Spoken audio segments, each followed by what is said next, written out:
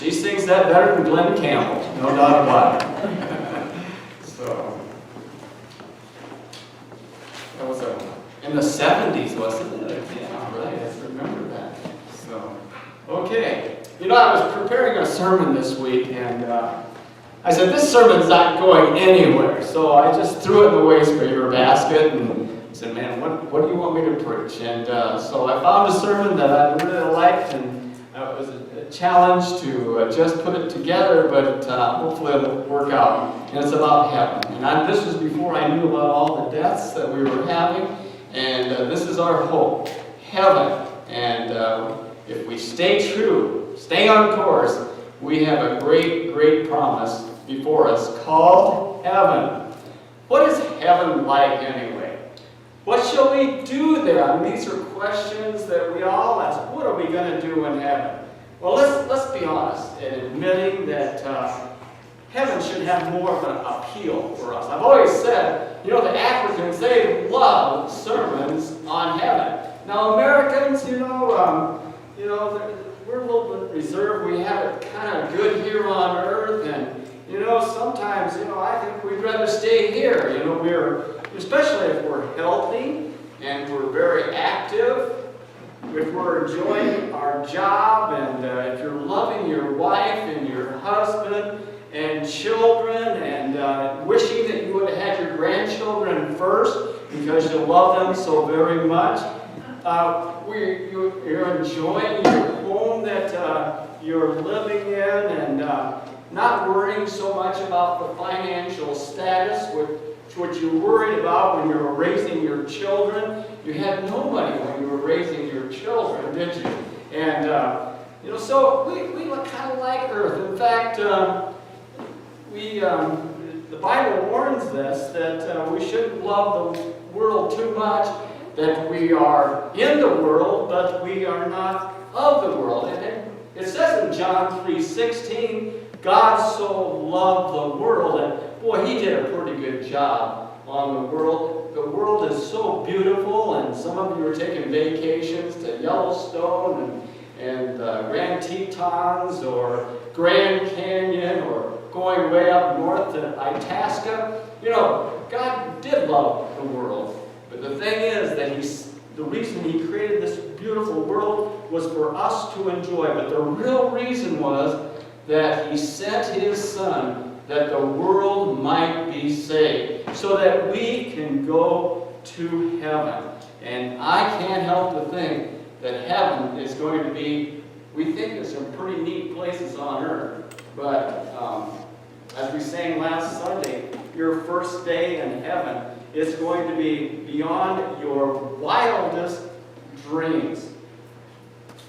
Our feelings, though, about heaven are kind of colored in a gray type of manner. Some people think that heaven is going to be an eternal church service.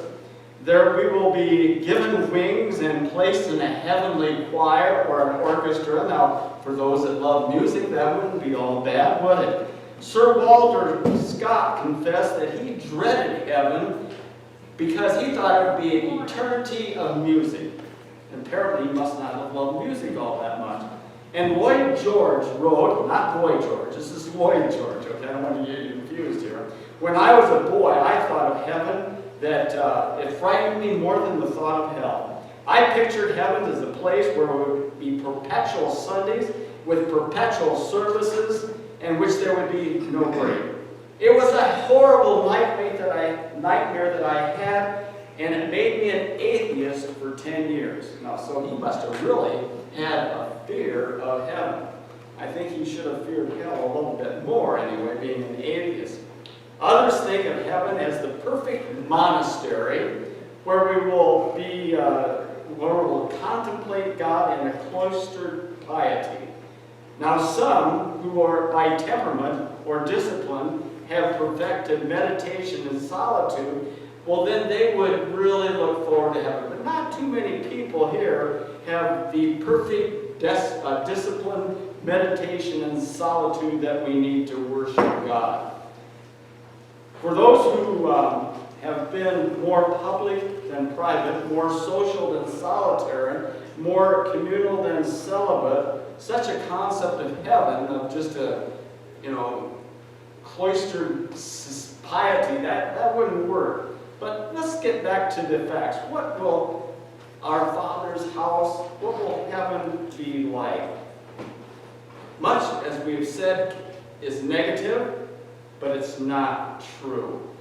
We learn in 1 Peter a little bit about heaven. First of all, it'll be incorruptible. There will be no deaths. It will be undefiled. In other words, there will be no sin in heaven. It will be unfading, and there will be no time limit. Now that's getting to the place where I like, no death, no sin, no time limit. But what can be said positively about the place where Jesus had gone to prepare in John 14? In my Father's house, there are many mansions. If it were not so, I would have told you. And I go and prepare a place for you, that where I am, you might be also. Now, I think that's going to be the greatest thing in heaven. Can you imagine your first communion service as Jesus, as the head, leading the communion service? That'll be something. What a table that will be. And we're all looking forward to that time when we'll be able to commune with Jesus and to hear him preach. I mean, Matthew 5, 6, and 7, that's the greatest sermon ever written, and the Sermon on the Mount, and we'll be able to learn so much from Jesus and the disciples and those who have gone before, those who have been martyred. Just to sit at their feet will be fantastic. Number one, heaven is a place of untiring service and work without weariness. Number 1 point. Heaven is a place of untiring service and work without weariness. Heaven will not be boring and dull. We will not be lollygagging around in a cloud with a harp. There was a little joke, Eddie Nyman used to say, my wife's an angel.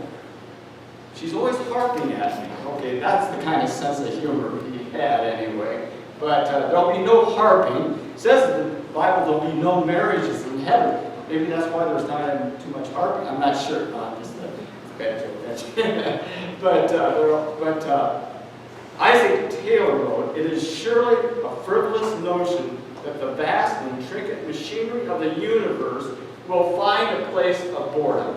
Now, I don't know if you've done this lately or not, but just going out at night, and in the country you can do this a little bit better, and just look at the universe. I mean, it is unbelievable, especially seeing the Milky Way, and oh man, God did a great job just in the stars and the moon and all the beautiful things of this earth.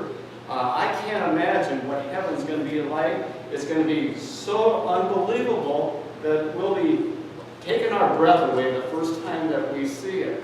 And it says that there'll be labor in heaven. There'll be things to do. It will be rewarding labor, and you're never going to get tired. When we get done with our work on earth, and we come in, we're exhausted. But we won't even have to sleep in heaven. If you want to run a marathon, I'm sure you'll have the ability to do that. Now, I don't know, running a marathon doesn't appeal to me, but you can do it in heaven because you will have a new resurrected body that will never grow tired. There will be exciting praise, and what a worship services that we will have. Hearing 10,000 angels singing, and it'll be an exciting worship services, and it'll be beyond our wildest imagination. And the perfect body. Now we look at our bodies, and this growing old is it's getting harder every week. I try to walk 2 to 3 miles every morning, and it's getting to be an effort anymore. Our bodies are getting a little worn here, and you're in trouble when your best friend is your doctor. Now, we go to the doctor a whole lot, but we won't have to worry about doctors. The doctors will be unemployed, and we know that nursing homes, there will be no nursing homes There'll be not even hospitals. So won't that be great that we won't have to worry about our bodies failing us? And God is so mighty and so awesome. Heaven will be beyond our wildest dreams and our imagination. The specifics of how we will work is not clear, but we know that we'll be busy. In the parable of the talents, Jesus showed that industry and diligence and labor are rewarded. The servants who worked were doubly honored. The one that was just laying around, they'll be weeping and wailing and snatching it, gnashing of teeth. And he does not like us to be idle. So one thing in heaven, we'll be working. Norval will have plenty to do in heaven, I tell you.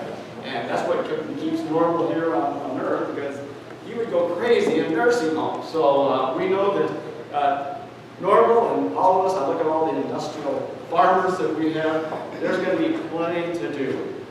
Well, anyway, the ones that worked, this is what they said about heaven. Well done, thou good and faithful servant. Thou hast been faithful over a few things. I will make you a ruler over many things. So when he's going to expect us to work, and we're never going to get tired, and we're going to enjoy our work. In Revelations 22:3, it says, his servants will serve him. And in John 5:17, John said on another occasion, my Father is always at work to this very day, and I too am working. That's about Jesus and God. So work will be blessed in heaven. As I said, we don't know what kind of work. I love the song, just give me a cabin in the corner of glory land. Just give me a lawnmower that never breaks down, and I'll be happy, and somebody says, oh, I don't know, maybe the grass won't grow. Well, that'll be some work for us to do, so you can be sure that things don't stop. I'm sure that there's going to be, there's probably even hay to mow, and bale, if you want to bale hay. I mean, you can throw a bale 10 stacks high if you wanted to back in heaven. I know it will be a place of enjoyment, and we will not be bored. Our work will be without weariness. We will work without growing tired. No matter how much you enjoy working, we get tired here on earth, but you won't get tired in heaven. Since time will be no more, we can throw our watches away. Here on earth, we're on a time schedule, aren't we? Well, when we've been there 10,000 years, bright shining as the sun, we've no less days to sing God's praise than when we first begun. What a chorus that is in Amazing Grace.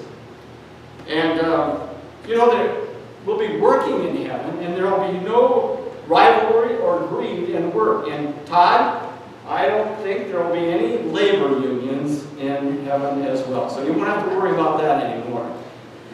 Rudy Yard Kipling described activity in heaven in his poem, When Earth's Last Picture is Painted. This is what it says. And only the master shall praise us, and only the master shall blame, and no one shall work for money, and no one shall work for fame. But each for the joy of the working, and each in his separate star shall draw the thing as he sees. It is for God of things as they are. Work in heaven will be in forms that will be unimaginable to us, but you can be sure we'll have the energy to do whatever God wants us to do. We will worship and work in perfect environment, and the temperature will always be 72. I don't know about that anyway, but we know it won't be hot. We know that. It'll be the perfect temperature. And I saw this church sign that said, when it's really hot out, it said on the church side, it's not hotter than hell. I think, well, we think of that in the opposite direction. Well, we won't have to worry about heat. It'll be the perfect temperature, 24 hours, for eternity. I guess we won't even throw in the 24 hours. Number 2, heaven is a place of unlimited growth and unhindered development. It will not be like the Marshalltown courthouse. How long has it been? 3 years? and we're still deciding what's going to be done. And they keep putting us off on that. And I talked to a few people about there getting pretty frustrated with it. Well, we won't have problems like that in heaven. There are 3 reasons why we'll be growing, and it'll be perfect growth in heaven. The very nature of mind and spirit implies that we'll have an enlarging capacity.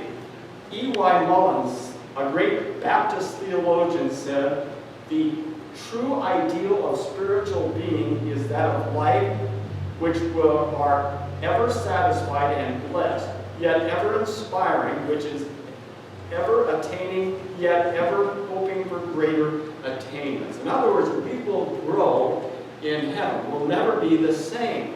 And we're going to receive a lot of knowledge just from the teachings of the Scriptures that we never really thought about. And we can ask all those questions that we've always wanted to ask. And hopefully it won't be like the person that asked, "Is professional wrestling real?" Okay, well that's a stupid thing. We hope it'll be a little bit more. We'll have a lot of questions and a lot of things we don't understand what happened here on earth, and some of those questions will be answered. In 1 Corinthians 13, it talks about faith, hope, and love. But the greatest of these is love. And I can't help to think all of those elements will be in heaven as well. If hope is an abiding element, it implies endless growth and attainment. I get upset with people who don't like to come to church to worship and learn about spiritual things.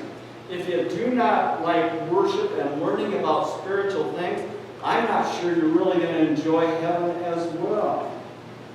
But I know one thing, you will not enjoy hell. In 1 John 14:2, the Greek word translated mansion also means resting place. Now this is a new thought I've never thought about. Actually, it refers to resting station on a journey, a comfortable accommodation for the night.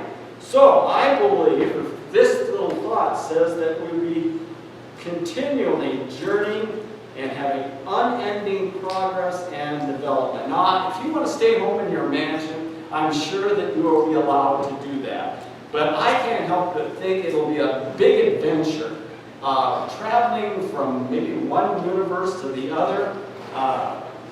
It'll be like a vacation almost. We'll not lay around. And I know that none of us want to be having to be like a nursing home. There will be no hospitals, no doctors, no funeral services.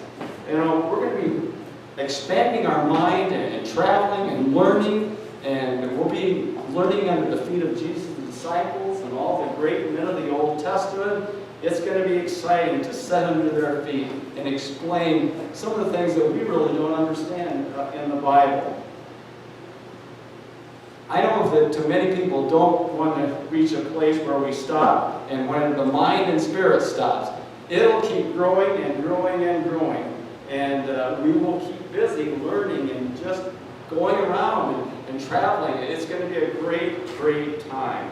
As Christians, we should want to grow in knowledge, grow in love, grow in faith, grow in understanding, and grow in holiness. That will too all happen in heaven. Be constantly growing as Christians. How do we know that there is a heaven? Because it says so. In John 14, Jesus said, "In my Father's house there are many mansions." And some people translate that as rooms. I always like the story about the woman that stood up and read from the translation about rooms and said, "Rooms? I want a mansion. I've lived in an apartment my entire life. I want a mansion." So that's one thought as well. After death, there is the Father's house where there will be no extinction of joy and peace and love. There will be no personality problems. There will be no fighting in heaven. Can you imagine? We talked about that in our Sunday school class, that we'll all get along. It'll be great. And there will be no end of life. No funerals. And we'll be able to see those people that have passed on before. And we'll have a joyous time rejoicing with maybe our mothers, our fathers, our brothers and sisters that have gone on before. It'll be a great time of reunion as well. Now, I know most of you look forward to family reunion, but can you imagine the family reunion that you will have your first day in heaven, to see all those people that you have loved so very, very much? And there'll be no time limit. There'll be no death, so it will be for eternity. Won't it be great when we sit at the feet of Jesus and he will say, "Well done, thou good and faithful servant." I'm going to close with this poem by the famous blind hymnist. Now get this, blind Fanny Crosby, and she wrote this in 1891.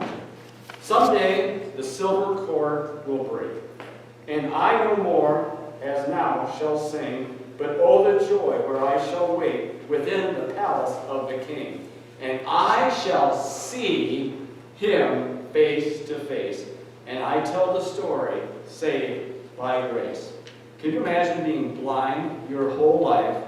And I know that some people that have been blind, could you imagine opening your eyes in heaven and not have to worry about being blind anymore? It will be a great, great time. And it will be great for us as well. We must stay faithful. We have a lot to live for. Let's pray.